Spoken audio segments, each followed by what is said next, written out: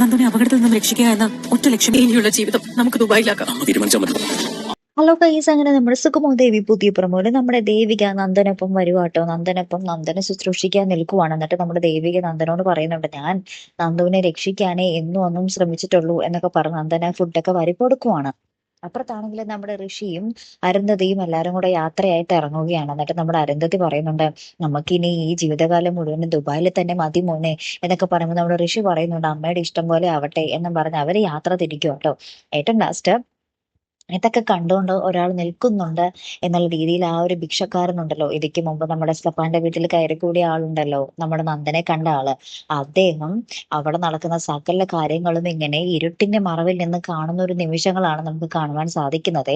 ഇനി ശരിക്കും അത് ആരായിരിക്കും? നമ്മുടെ ഇസബെല്ലയുടെ ആളാണെങ്കിൽ പിന്നെ തീർന്നു, എല്ലാം അറിയും അല്ലെ.